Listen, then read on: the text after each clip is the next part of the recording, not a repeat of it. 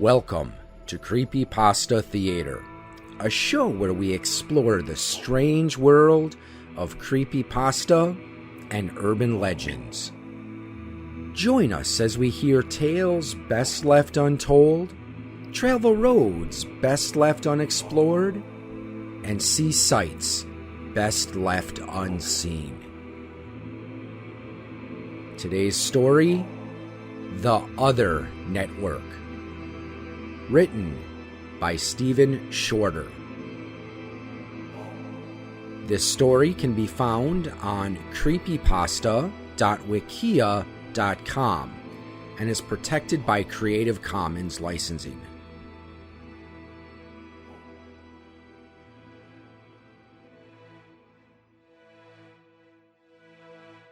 There have been many rumors circulating about the network for some time now, but I believe that I am the first to properly investigate them.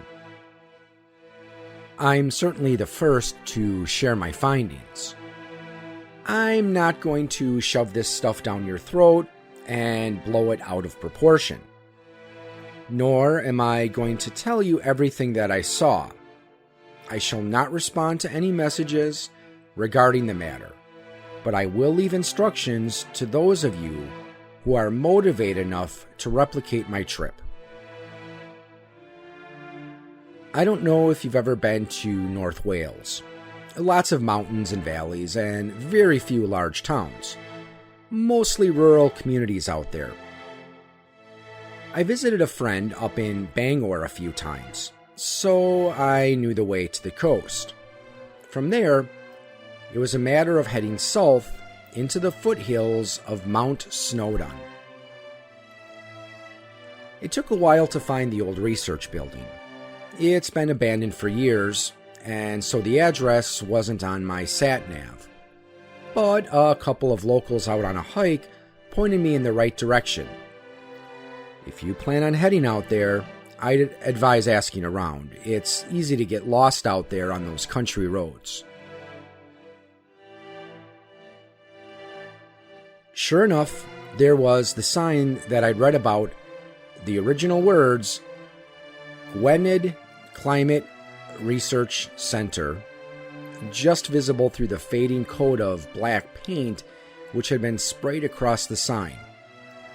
In their place had simply been dubbed End. Passing this charming exterior, I turned up a narrow path where the hedges grew tall and tangled with weeds. I'm not talking about narrow like, oh, it's going to be awkward if I meet another vehicle coming the other way. I'm talking grit your teeth the entire way because you can hear the bushes scraping the sides of your car narrow. The road surface turned to gravel, then angled up sharply. My tires span. The innards creaked painfully, and it quickly became apparent that I wasn't going to make it up. I reversed down the short distance that I'd managed and parked, shrugging my laptop bag and pocketing my dad's mag light.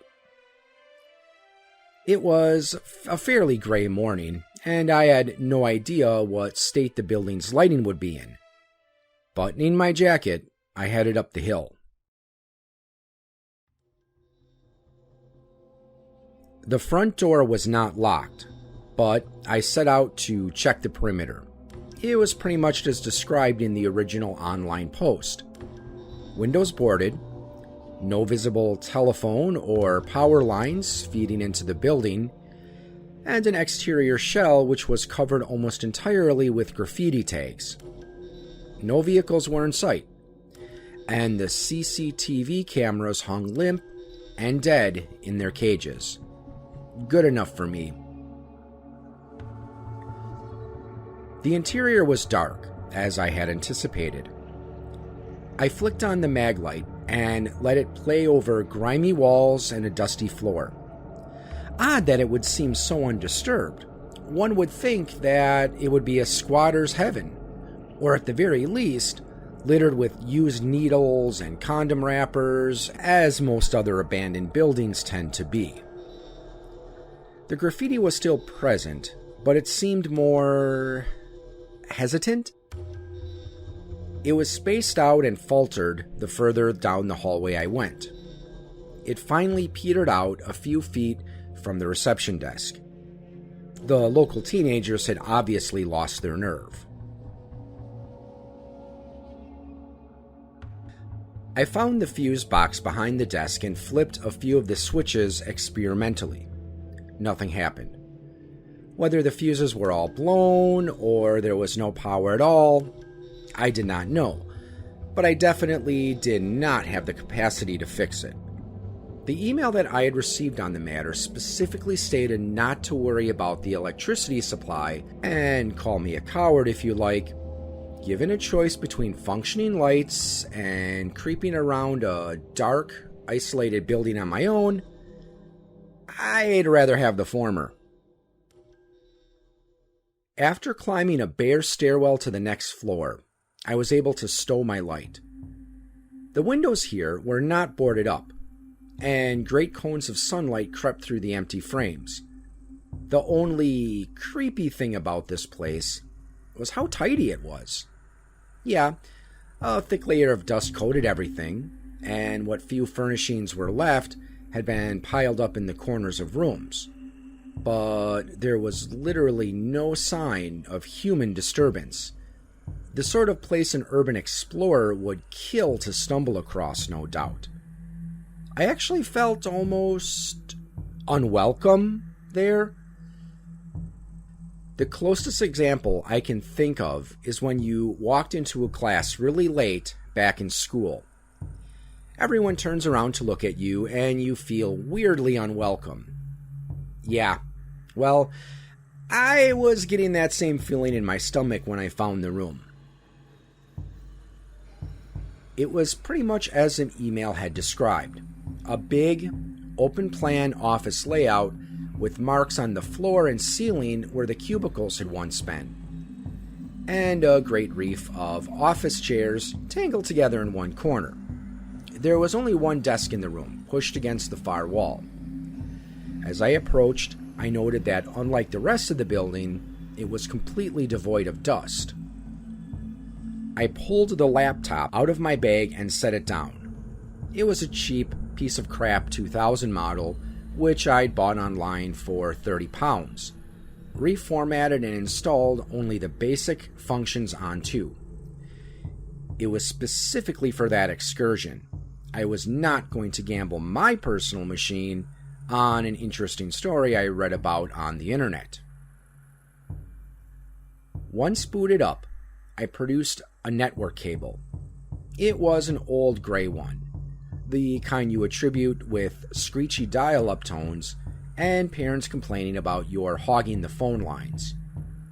One end slotted into the back of the machine, and I looped the other down behind the desk, crouched beneath it, and felt my way along the flaking plaster until my hand brushed the port. My probing fingers discovered a cable already attached, which I unhooked and replaced with my own.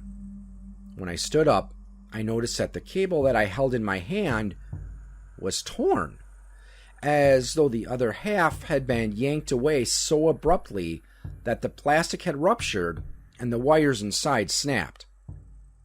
I still have it around my office somewhere, actually. Nothing happened.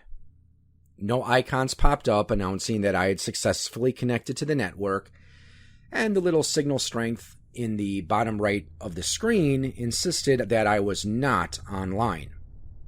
Puzzled, I checked the printout of the email. No mention of this. Perhaps the power being off was an issue contrary to the given directions. I called up the CMD window and tried sending a ping. A ping, by the way, is a kind of echoed message that the computer can send out to test a connection. It bounces back or receives a response from the other machines and servers on the same network as you. To my surprise, I received 2 or 3 automated responses. I was online all right. The next step was the internet.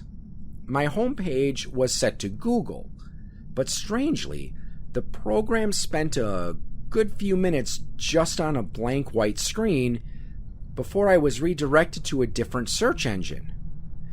It was similar to Google in its minimalism, empty background, and a central text bar, but the address was www.patriotsearch.com.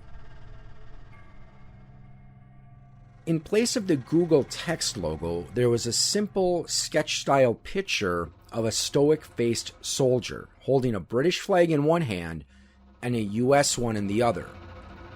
The words Semper Fidelis were scratched into his helmet. I tried YouTube, but the page briefly 404'd before redirecting me to the Patriot Search website once more. My mouth felt dry as I clicked on the search option and headed to the BBC News website. This, it seemed, was still online. As I skimmed the news headlines, any doubts that I'd had quickly vanished.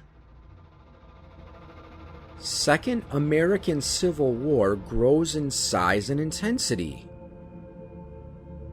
U.S. troops redeployed from Afghanistan, Egypt, and Turkey to defend home soil. France and Spain left reeling after terrorists detonate a thermonuclear device on their borders. Police in Texas circulate CCTV images of men believed responsible for the kidnap and murder of over 50 women since 2008. Handgun ban set to become law across America after last week's White House shooting spree. The US and Britain to allow Australia and Canada to join the Patriot Alliance. UK terrorists continue to murder in border towns, demand Scottish independence. German theoretical physicists arrested by US agents accused of treason. Research on alternate universes and interdimensional travel amongst confiscated items? I sat back, fumbled a cigarette into my mouth, and lit it. I had no idea precisely what it was I'd stumbled across. I still don't, but it was huge. Some kind of alternate reality? News from the future? It seemed too big to be a trick. Anyway, as the email had told me, this network, this other internet, was an overlap between our world and another one. I went back to the Patriot Search website, began punching in anything that came to mind. Olympics, Facebook, Human Rights Act, police powers, current world map.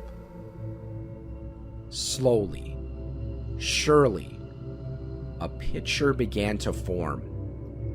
A picture of the world beyond my laptop and the little umbilical cord that was the cable.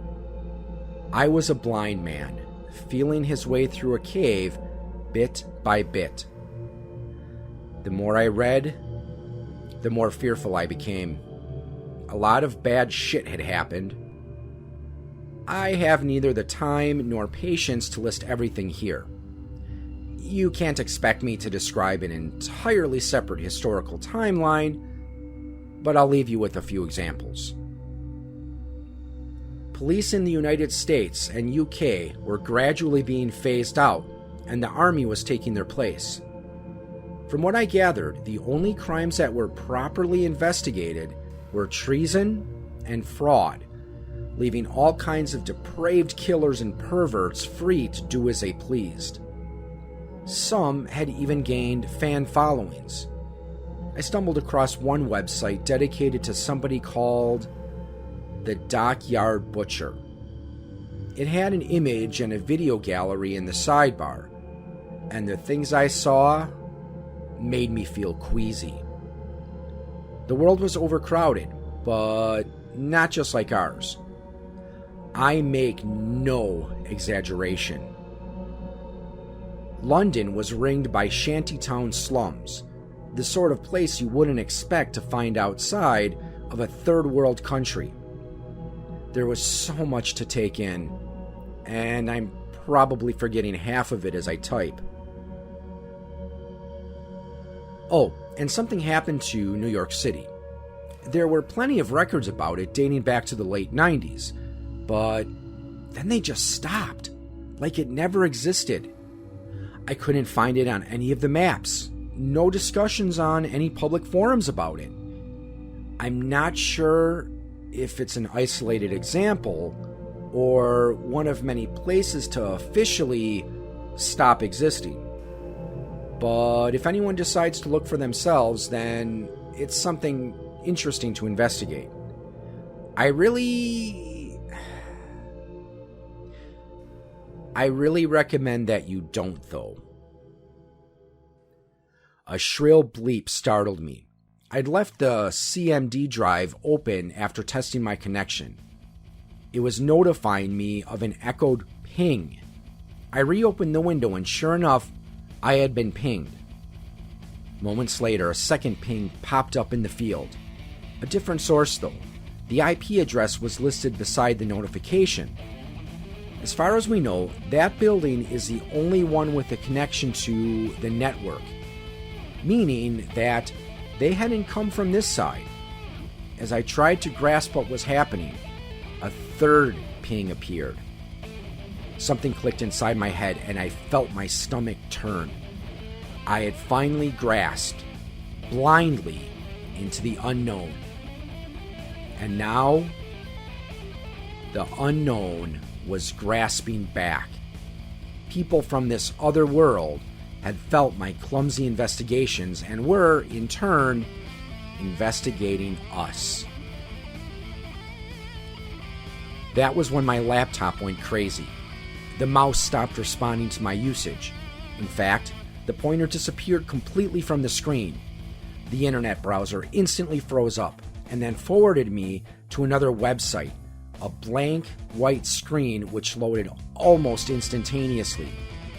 A file began to load itself onto the machine. Its icon, a pale, pupid, devoid eyeball. And its name, a blank space.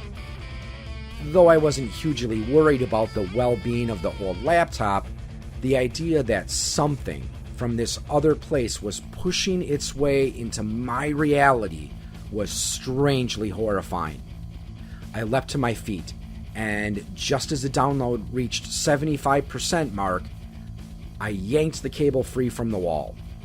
A squeal of static emerged from the computer speakers, and the download bar quivered, frozen on screen.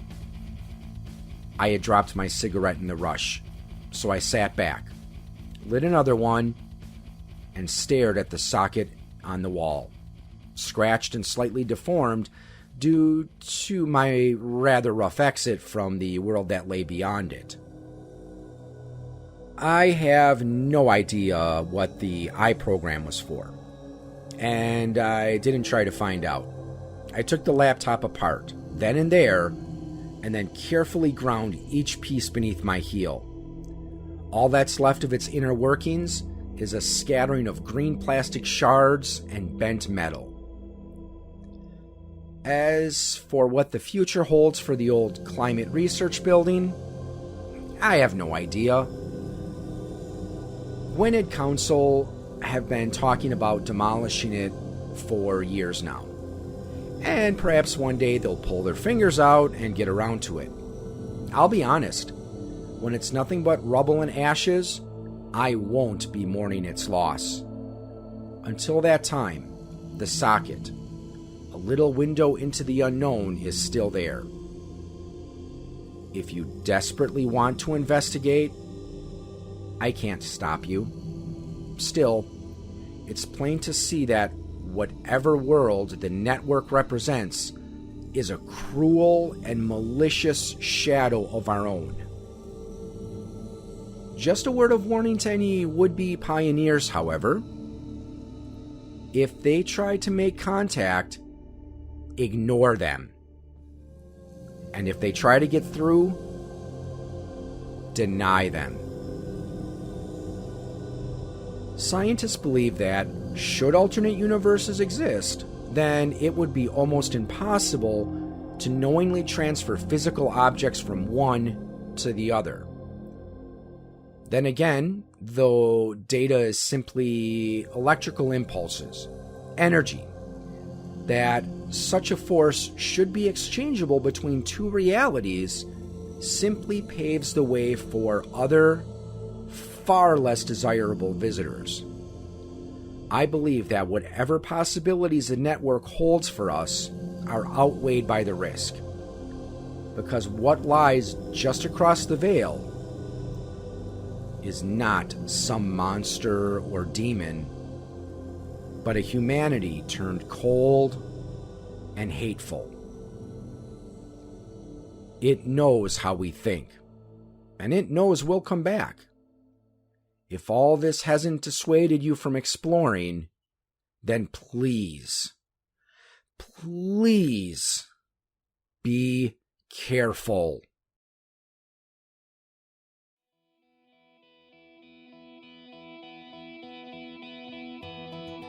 You have been listening to a production of the Eclectic Media Project. Please check us out on the web at www.eclecticmediaproject.com and on Podbean and iTunes. Find Scott and Chad on Twitter as well, at EMP_Scott and at ChadEMP. We are on Facebook at Eclectic Media Project. Visit our publishing arm at www.POIGamestudio and follow them on Twitter at POIGamestudio. Thank you, and we look forward to bringing you more thought-provoking and enjoyable content.